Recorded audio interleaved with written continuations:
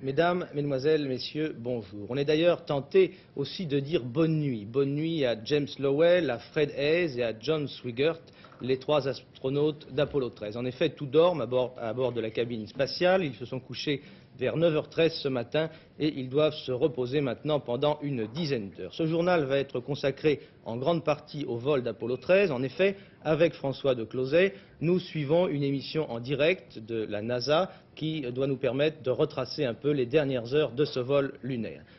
François de Closet, dès que nous aurons des images, je crois, nous pourrons intervenir. Alors faisons le point, si vous voulez. Donc les astronautes actuellement ont fait déjà 240 000 kilomètres. Vous voyez la partie blanche de la trajectoire, c'est ce qu'ils ont parcouru. Ils ne sont plus qu'à 4 500 km/h, la vitesse décroît, et à 160 000 kilomètres de la Lune. Ils ont corrigé leur trajectoire, c'est-à-dire que sur leur nouvelle trajectoire, ils ne pourraient plus revenir en vol libre, si vous voulez, vers la Terre. Pour regagner la Terre, il leur faut obligatoirement faire une manœuvre. Mais maintenant, je crois que nous avons des images de l'intérieur du vaisseau spatial. Alors, regardons les images qui nous arrivent en direct par satellite. Je les découvre avec vous. Le vaisseau marche très bien, dit Lovell, et voilà l'intérieur du CSM, c'est-à-dire du vaisseau Apollo.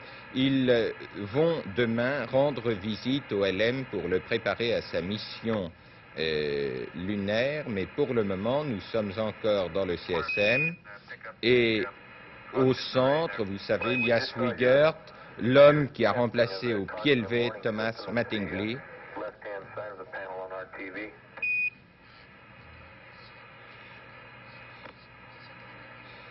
Oui, ils disent, ce que vous avez vu s'allumer, c'est le panneau de sécurité, le panneau qui indique les alarmes, qui est au-dessus de la tête des astronautes qu'ils viennent d'allumer pour en vérifier le bon fonctionnement. Voilà l'ensemble des parois. Eh bien, justement, vous l'avez entendu, ils préparent le compte à rebours, c'est-à-dire ils nous font revivre cette correction de trajectoire dont je vous ai parlé il y a un instant. Cette correction de trajectoire est calculée par ordinateur, mais ce sont les hommes qui déclenchent la mise à feu.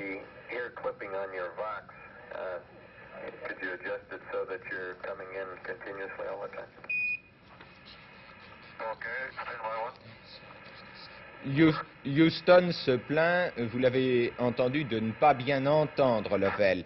Oui, vous savez, toutes les mises à feu durant le vol sont faites par les hommes, ce sont des pilotes professionnels et ils ont absolument refusé. Vous voyez, il dit que le son s'améliore. Les astronautes ont toujours refusé que leur fusée dans l'espace soit mise à feu par commande automatique ou depuis la Terre. Ce sont des pilotes qui n'admettent pas de ne pas être les maîtres dans leur vaisseau. Vous voyez le petit exercice classique d'apesanteur, et exercice que nous connaissons bien, mais auquel finalement on ne peut pas s'habituer non plus qu'à cette idée de ces images qui rebondissent de l'espace sur la Terre, sur une antenne, pour être envoyées à un satellite, pour revenir sur une autre antenne et pour arriver en définitive jusqu'à votre récepteur individuel. Effectivement, vous savez, eh bien, maintenant, ils ont réussi, vous les avez entendus, à avoir un bon canal pour le dialogue.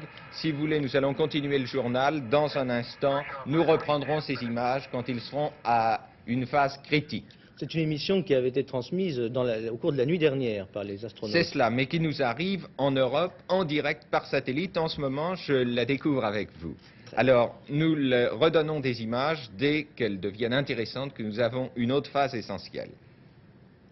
Et entre-temps, eh bien, nous allons vous donner les nouvelles du monde et les nouvelles de France, comme chaque jour. Dans les affaires internationales, eh bien, on connaît depuis hier soir le verdict du procès d'Athènes. Le tribunal militaire grec, qui jugeait 34 membres d'un réseau de résistance baptisé Défense démocratique, ce tribunal a prononcé des peines de prison sévères, exemplaires même du point de vue du gouvernement grec, mais il n'est pas allé, comme certains le redoutaient, jusqu'à prononcer des peines de mort. C'est devant ce tribunal composé de militaires que les 34 membres de l'organisation clandestine Défense démocratique ont comparu. Le verdict est donc en net recul sur le réquisitoire du procureur de la République qui avait réclamé une peine de mort et 3 peines de réclusion à vie. La peine de mort avait été réclamée contre le professeur Dimitrios Kariorgas, qui a finalement été condamné à la prison à vie. Il était considéré comme le leader du mouvement et la police avait trouvé à son domicile plusieurs bombes. Le jeune journaliste français Jean Starakis a été condamné à 18 ans de prison alors que l'on réclamait contre lui la réclusion à vie. 21 personnes ont été condamnées à des peines allant de 10 ans à 1 an de prison et 7 acquittées. Les réactions dans le monde après ce verdict sont assez mélangées. Ainsi, à Londres, le journal Le Times en conclut que la justice grecque jouit encore d'une certaine liberté. En revanche, à Rome, le journal de la démocratie chrétienne, Il Popolo, se montre extrêmement sévère envers le gouvernement grec. La seule réaction officielle d'un gouvernement occidental est celle du gouvernement d'Allemagne fédérale. Le gouvernement de Bonn, en effet, réclame une intervention du Conseil de l'Europe pour faire réviser le procès. En France, le Parti socialiste a dès hier soir demandé une intervention du gouvernement français en faveur du jeune journaliste Jean Starakis, 18 ans de réclusion, on vous l'a dit. Starakis, en effet, est de nationalité française. Au Cambodge, le week-end a été marqué par de violents combats dans les provinces voisines du Sud-Vietnam. Les combats, en effet, se poursuivent dans la région dite du Bec de Canard, dont la capitale est assiégée par les forces du Viet Cong. D'autre part, le village de Prazao, où une centaine de civils ont été tués jeudi dernier, vous voyez ici le Bec de Canard, Prazao, Chifut. Ce village est toujours partagé entre les deux camps ennemis et là aussi des combats extrêmement violents se poursuivent. Au Moyen-Orient, autre point chaud, la journée d'hier a été marquée par un entretien de 2 heures entre le président égyptien Nasser et le secrétaire d'État adjoint américain aux affaires étrangères, M. Sisko. Entretien qui, si l'on en juge les premières réactions des journaux du Caire, n'a pas donné de grands résultats. Les Égyptiens disent, au fond, M. Sisko ne nous a pas apporté la preuve du désir réel des États-Unis de trouver une solution équitable au conflit. Et puis, bien sûr, la guerre continue. Ce matin encore, il y a eu un bombardement israélien sur des positions militaires égyptiennes à une quarantaine de kilomètres du Caire. À Paris, aujourd'hui, arrivée d'un visiteur de marque, c'est le Premier ministre de Suède, M. Olof Palme. M. Palme va rencontrer aujourd'hui M. Chaban-Delmas et Maurice Schuman et il déjeunera demain avec le président de la République. Principal sujet de conversation, les conséquences de l'éventuel élargissement du marché commun à la Grande-Bretagne et aux pays scandinaves. En France, il faut retenir dans l'activité politique de ce dimanche d'abord ceci. M. Jacques Soustelle lance un nouveau parti politique. Il l'a baptisé Mouvement national pour le progrès et la liberté. M. Jacques Soustelle, réfugié à l'étranger au moment où l'affaire algérienne se terminait, était rentré en France il y a un peu plus d'1 an. On ne sait pas encore où son parti se situera sur l'échiquier politique. Autre rentrée politique, celle de M. Pierre Pflimlin. Il fut le dernier président du Conseil de la 4e République et depuis 1958, il était dans une opposition, disons, discrète. On l'a retrouvé hier aux journées d'études du Centre démocratie et progrès de M. Jacques Duhamel et M. Pflimlin est marqué ainsi sa rentrée dans la majorité. Pourquoi? Eh bien, pour des raisons d'efficacité, a-t-il dit. C'est aujourd'hui qu'une fédération des parents d'élèves, dans les lycées et collèges, la fédération Cornec, avait lancé, Dominique Lory, un mot d'ordre de grève. Je crois que vous êtes renseigné et que vous pouvez déjà maintenant nous faire un premier petit bilan de cette grève. Oui, bien sûr, c'est un peu tôt pour vous donner des résultats précis. Ce que l'on peut déjà dire, c'est que la grève est très peu suivie à Paris et très illégale en province, selon l'implantation des fédérations et selon les régions, bien sûr. Voici quelques premiers chiffres fournis par le ministère de l'Éducation nationale. À Paris, 0 à 5% d'enfants ne se sont pas présentés en classe. En province, 10 à 30% dans les lycées et collèges et 20 à 75% dans le primaire et les maternelles, selon les régions. Mais vous voyez, la fourchette est encore très large. Nous vous donnerons d'autres renseignements ce soir. Du côté des commerçants et artisans, M. Robert Boulin, le ministre des Affaires sociales, proclamera officiellement ce soir les résultats des élections aux caisses de sécurité sociale des travailleurs indépendants. Et tout de même un élément complémentaire à ce que l'on sait depuis quelques jours à propos du CID, le mouvement contestataire de Gérard Nicou. On confirme en effet à l'hôtel Matignon, dans l'entourage de M. Chaban-Delmas, que le Premier ministre a bien reçu une lettre du CID dans laquelle ce mouvement annonçait qu'il rentrait dans la légalité, mais il manque encore la signature d'un des 6 dirigeants du CID. Et on dit dans l'entourage du Premier ministre que dès que cette signature sera parvenue, par télégramme sans doute, eh bien, deux collaborateurs de M. Chaban-Delmas recevront une délégation du CID. Un congrès d'un genre assez particulier s'est tenu samedi et dimanche à Dijon. C'est celui des prêtres contestataires groupés dans le mouvement Échange et Dialogue. Leur objectif, c'est la démocratisation de l'Église, dont le pouvoir, disent-ils, est vraiment par trop oppressant. Troisième congrès à Dijon du mouvement Échange et Dialogue. Fondé le 3 novembre 68, ce mouvement compte en France quelques 900 prêtres contestataires. Il trouve ses racines profondes dans l'après-guerre, mais plus près de nous, dans les événements de mai 68. 63% de ces prêtres travaillent, 26% des signataires sont mariés, un nombre important d'entre eux sont syndiqués, CFDT, CGT et ont un engagement politique PSU essentiellement. Trois grands axes dans ce mouvement, tous trois thèmes de ce congrès. Jean-Marie Triard, le secrétaire national, nous les expose. Nous demandons la liberté sur le plan de l'engagement politique et syndical. Nous demandons la liberté sur le plan du travail et nous demandons la liberté sur le plan du célibat. Pour le grand public, la caractéristique de ce mouvement est l'importance attachée au célibat des prêtres. Exagération, manque d'information de la vie de ces contestataires, l'homme se définissant avant tout, selon eux, par son travail, son engagement politique, ce qui entraîne à une vision de l'Église beaucoup moins centrée sur elle-même. Travail, célibat, autorité, engagement, autant de thèmes rebattus au sein d'Échange et Dialogue, mouvement dont on voit mal l'avenir. Ce que je sais, et ce que tous nous savons, c'est que les questions que nous avons posées, les problèmes que nous voulons résoudre, ceux-là ne seront jamais, ne tomberont pas. Et par conséquent, si d'une certaine façon Échange et Dialogue disparaît parce que ça deviendra les problèmes de tous, parce que tout le monde deviendra plus lucide, nous aurons atteint notre but. François de Closet, tout de suite, oui. Tout de suite des images, parce que maintenant nous allons assister à la manœuvre, à la mise à feu. Dans 30 secondes, les astronautes vont changer de trajectoire. Voilà ces images. Oui, ils se préparent à mettre à feu leur moteur, le moteur SPS. C'est le compte à rebours pour cette manœuvre. Tout est vérifié. Ils ont reçu il y a 2 minutes le feu vert pour exécuter la manœuvre. C'est maintenant le silence dans la cabine.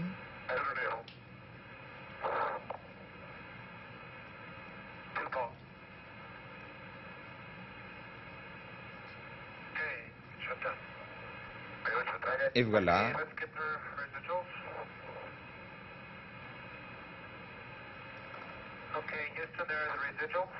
Voilà, ils viennent d'allumer le moteur. Et en faisant cette manœuvre, qui pour nous s'est traduite par la vision, vous voyez, ils disent maintenant qu'ils ont beaucoup d'informations. Maintenant, les informations se font en sens contraire puisque c'est Houston qui donne le bulletin quotidien d'information aux 3 astronautes. Je voulais simplement vous rappeler qu'en faisant cette manœuvre, en mettant à feu ces moteurs, les astronautes se coupaient en somme le chemin du libre retour. Après avoir fait cette manœuvre, ils savent qu'il n'est plus possible de rentrer sur Terre si tous les moteurs de bord cessaient de fonctionner. Heureusement, c'est plus qu'improbable.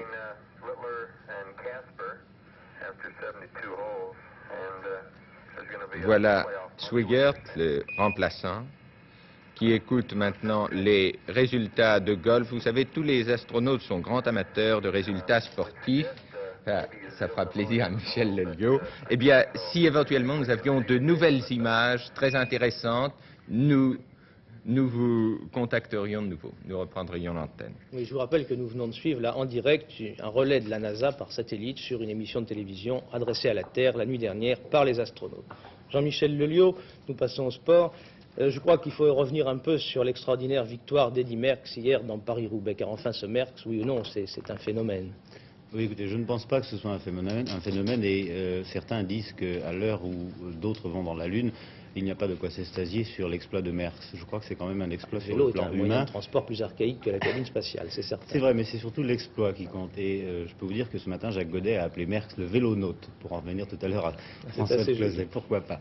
En tout cas, un phénomène, je ne pense pas. C'est surtout un garçon qui fait son métier très très bien. Sur le plan physique, il a été examiné par différents médecins, différentes académies, et on a tout simplement trouvé que son cœur battait à 35-40, ce qui est assez logique dans le domaine de la médecine pour les athlètes très très entraînés.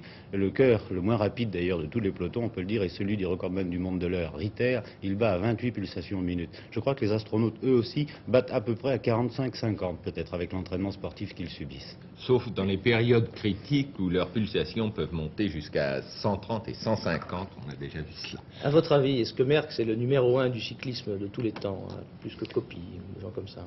Là encore, c'est très difficile de se prononcer. Il est certain qu'à 24 ans, Merckx a un palmarès que personne n'a jamais eu avant lui. Aussi bien Jacques Anquetil que Van Steenbergen, que Louison Bobet, Fausto Coppi, que l'on cite le plus souvent pour évoquer le souvenir de ceux qui ont marqué l'histoire du cyclisme. En tout cas, Merckx, à 24 ans, il va avoir 25 ans au mois de juillet, a un Tour de France, un Tour d'Italie, 2 Paris-Roubaix. Je ne peux pas vous citer tout son palmarès, plus de 500 courses, je pense, depuis ses débuts à 14 ans chez les amateurs.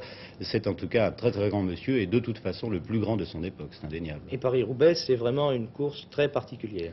Non par la longueur, elle fait 264 km, c'est la longueur habituelle d'une grande classique, ni par les conditions atmosphériques, car le Tour des Flandres se court aussi sous la pluie, dans la neige et dans la bourrasque, mais en tout cas, surtout pour les conditions de route, si vous voulez, car les hommes sont soumis pendant 150 km à peu près au rythme des pavés, aux vibrations des pavés sur le guidon, tous les muscles en subissent les conséquences, c'est une course extrêmement difficile, la plus dure du monde, je pense. Alors on peut penser qu'Eddy Merckx va se reposer un peu maintenant.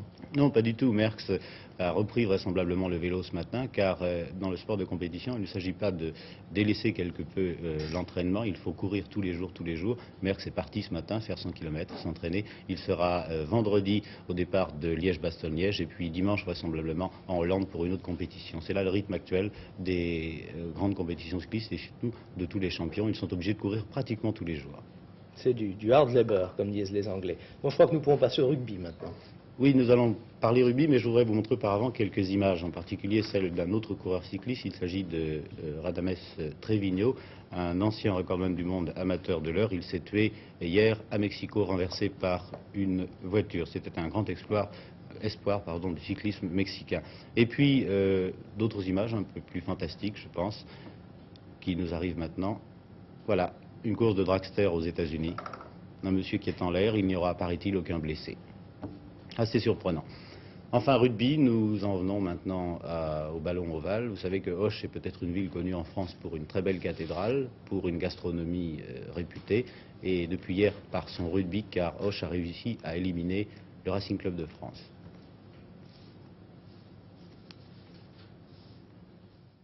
Le stade municipal de Bayonne était archi-comble hier pour ce 8e de finale de championnat de France de rugby qui opposait Auch, qui attaque ici en maillot plus foncé à gauche de votre écran, et le Racing Club de France. Et sur ce recentrage de Vigne, l'ailier occitan, eh bien vous allez voir 3 avants d'Auch qui se précipitent, et c'est Édouard Scrella qui signe cet essai bien précieux de la 7e minute avec une transformation de Lalanne. Ainsi Auch a marqué d'entrée 5-0, et là c'est un avantage qui est souvent décisif dans des matchs de cette importance. Certes, le Racing va réagir, on attendait ses botteurs, on attendait ses 3/4, et bien ce sont ses avants qui par Claire et Desmarais vont faire le trou, et le pilier Garé avec beaucoup d'à-propos qui marque un essai en assez bonne position. Hélas, la vie qui n'était pas dans un très bon jour manque la transformation de cet essai, ce qui fait que le Racing est mené à la mi-temps 5-3. Deuxième mi-temps, elle va voir un avantage partagé de la part des deux équipes. Lalanne pour Auch est toujours aussi précieux dans ses dégagements. Le Racing va essayer de jouer à la main. Hélas, le terrain est un petit peu gras, vous le voyez, et il ne l'avait plus le matin même de ce match. Donc les Racingmen, malgré toute l'ardeur de Bassagais pour essayer d'organiser les opérations, vont cafouiller quelques ballons. Et c'est ainsi que Auch, qui est très athlétique, qui est très bien en souffle et qui suit sur toutes les balles, va pouvoir conserver son avantage jusqu'au bout. Un avantage que les joueurs gersois vont même accentuer légèrement, car les Parisiens sont ici bouclés dans leur en-but. Et sur la mêlée qui va suivre, eh bien c'est un hors-jeu manifeste de la 3e ligne parisienne. Pénalité sifflée sans aucune instruction par M. Gallonnier et transformée par Lalanne. C'est donc par 8-3 que Auch se qualifie et rencontrera Agen en quart de finale. Jacqueline Alexandre, Auch, c'est dans le Gers, pays du cassoulet, et vous nous Oui. présentez des brochettes de porc. C'est de quelle région, ça, les brochettes de porc? Je n'en sais rien, mais en tout cas, c'est prévu un petit peu pour tous les Français, en tout cas, tous ceux qui ont un jardin ou même peuvent aller se promener en forêt. Et c'est un petit peu un avant-goût de tous les plats que nous vous proposerons d'ici l'été, car nous sommes bien décidés à vous donner des plats qui suivent exactement les primeurs qui vous sont proposés et tout ce qu'on peut trouver sur le marché au moment où on vous les propose. Donc nous allons voir aujourd'hui comment confectionner des brochettes, mais pas encore dehors car c'est un peu tôt, mais chez vous, ça vous donnera un avant-goût de ce que ce sera plus tard. Brochette California en robe d'argent pour 4 personnes. Il faut un peu de tomato ketchup et de Worcester sauce, un demi-verre d'huile d'olive, un demi-verre de whisky, un jus de citron, du sel et du poivre, ceci pour la sauce barbecue. 300 g de filet de porc, 2 oranges, du laurier, 100 g de lard fumé et des flocons de pommes de terre, un œuf, 4 cuillerées à soupe de crème, du sel, du poivre et de la noix de muscade. Ceci pour la garniture. Préparez tout d'abord la sauce barbecue. Vous mettez 2 cuillerées à soupe de tomato ketchup, 1 cuillerée à soupe de Worcester sauce, un demi-verre d'huile d'olive, le demi-verre de whisky et enfin le jus d'un citron entier. Poivrez abondamment, salez et mélangez bien cette préparation. Coupez en gros dés le lard fumé et mettez à macérer 1 heure dans la sauce.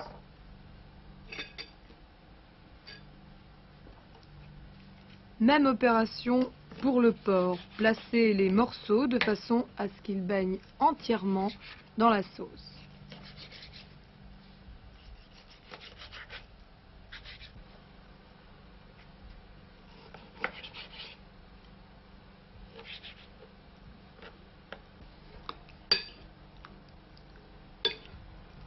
Remuez et laissez macérer 1 heure.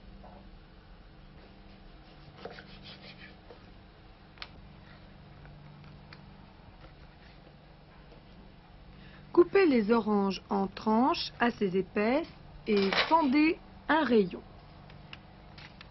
Pliez ce morceau en 4 que vous enfilez sur la brochette et disposez dans l'ordre 1 tranche d'orange, un morceau de lardon, un morceau de porc, un autre lardon, une feuille de laurier et enfin pour terminer 1 tranche d'orange toujours pliée en 4. Ajoutez le dernier lardon. Disposez sur la grille du four et mettez au grill pendant 15 minutes en les tournant de temps en temps.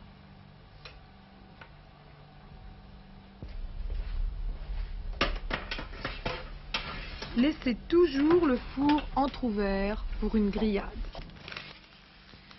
Pendant la cuisson des brochettes, préparez la garniture. Versez les flocons de pommes de terre dans l'eau chaude. Battez un œuf entier avant de l'ajouter aux flocons. Poivrez, salez et versez 100 g de gruyère râpée. Ces différents produits intimement mélangés forment des boules que vous placerez dans du papier d'argent. Faites une ouverture dans le sens de la longueur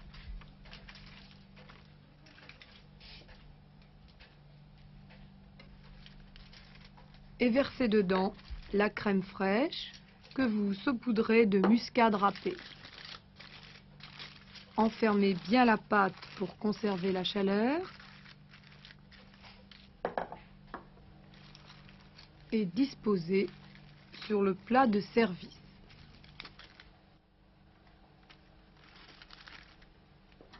C'est à ce moment que vous ajoutez les brochettes. Votre plat est terminé.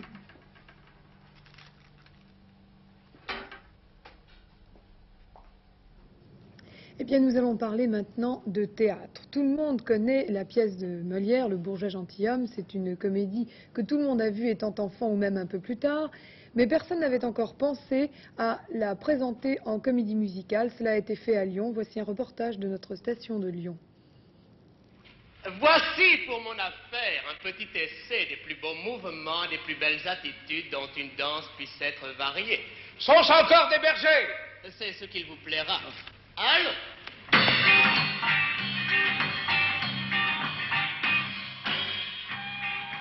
Le théâtre du 8e à Lyon présente Le Bourgeois Gentilhomme. La comédie-ballet de Molière est devenue comédie musicale. Mise en scène, Bernard Ballet. Dans le rôle de Monsieur Jourdain, Marcel Maréchal. La musique originale, à la fois traditionnelle et moderne, a été composée par Claude Cagnasso et Roger Riffard, un ami de Georges Brassens. Je me suis éclairé à la lanterne du metteur en scène, c'est-à-dire Bernard Ballet. J'aime bien Lully, j'aime beaucoup la musique de Lully, mais dans le spectacle, elle est quand même en décalage par rapport au spectateur qu'on peut toucher. Et ce qu'on a essayé de faire, ce qu'on appelle la comédie musicale, quand on voit la comédie musicale américaine, les films américains, et certains qu'on en est très loin, c'est un peu la Dodion Bouton à côté de la nouvelle Citroën Maserati. Mais c'est intéressant parce que Molière était un des premiers à envisager des intermèdes chantés, dansés, comme dans la comédie musicale, et qui est un trait direct avec la comédie, avec le bourgeois. Alors nous, on a resserré ça encore, de façon à ce que ce qui n'était encore qu'intermède à l'époque de Molière fasse beaucoup plus partie intégrante de la comédie.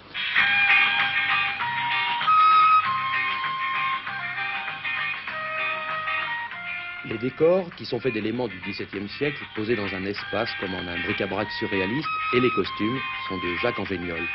Le spectateur voyagera alternativement du XVIIe au XXe siècle, mais le metteur en scène est resté fidèle à Molière. Marcel Maréchal, Monsieur Jourdain, le dit très clairement. C'est une satire un peu de la façon dont on apprend les choses, et je crois que Molière avait mis le doigt sur quelque chose qui est même actuel, c'est-à-dire qu'il y a toute une partie de spontanéité qui est enlevée dans le savoir.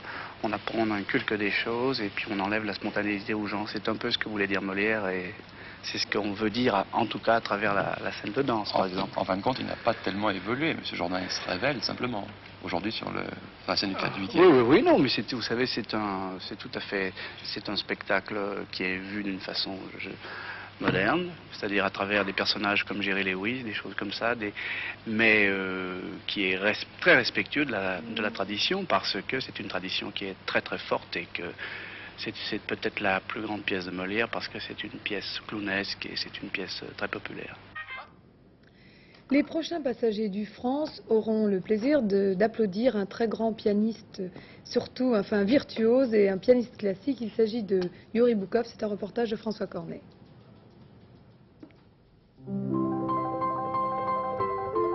En rade de Cannes, le paquebot France, quelques heures avant son départ pour l'une des croisières méditerranéennes qu'il entreprend avant l'été. Parmi les passagers, un grand pianiste, Yuri Boukov, qui, poursuivant la tradition maintenant établie des croisières musicales, donnera une série de récitals à bord du paquebot.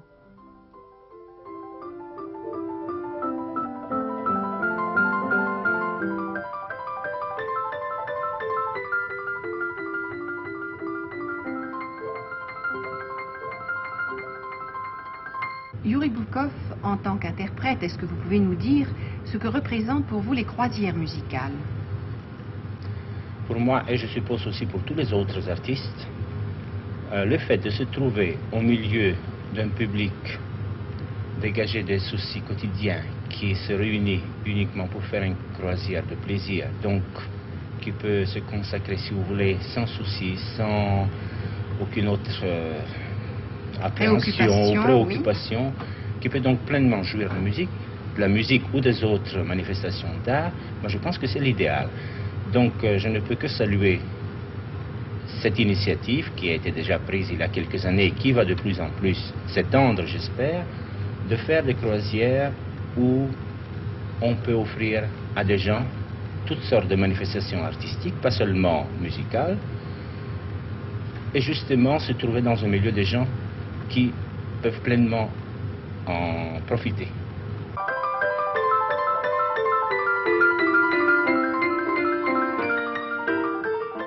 Les courses de la Bourse de Paris avec Michel Tardieu maintenant. Eh bien, c'est plutôt l'effritement qui domine encore aujourd'hui à la Bourse de Paris, surtout à l'ouverture. Actuellement, les choses s'améliorent un petit peu, mais les points de fermeté restent tout à fait exceptionnels. Je crois d'ailleurs que l'événement sur le plan financier et monétaire aujourd'hui, c'est quand même une certaine faiblesse du dollar. Sur tous les marchés internationaux, la devise américaine est plutôt en repli devant les autres monnaies. Je ne sais pas si vous en souvenez, il y a une quinzaine de jours, à ce même micro, M. Robert Triffin, qui est un grand spécialiste des problèmes monétaires internationaux, nous disait que les Américains ont besoin des Européens pour mettre au point leur politique économique et financière. Et hier, à leur assemblée mensuelle à Bâle, les gouverneurs des banques centrales européennes ont fait la même constatation. Eux aussi ont répété que les Américains ont besoin des Européens. Le monde occidental est dans une situation monétaire très compliquée. Vous savez que tous les gouvernements ont appuyé sur le frein, les Américains les premiers, qui ont élevé leur taux d'intérêt à des niveaux records, les Allemands qui ont accepté de réévaluer le marque, puis ensuite d'augmenter leur taux d'escompte, et puis les Français qui ont mis en place un plan de stabilisation. Le freinage, bien sûr, n'a pas fait sentir ses effets immédiatement, et notamment en France, l'expansion continue à un rythme satisfaisant. Pour sa part, la Chambre de commerce et d'industrie de Paris croit que le premier semestre 1970 se caractérisera par un niveau de production en hausse de 6 à 7%. Le ralentissement, confirme la Chambre de commerce et d'industrie, ne devant venir qu'au second semestre.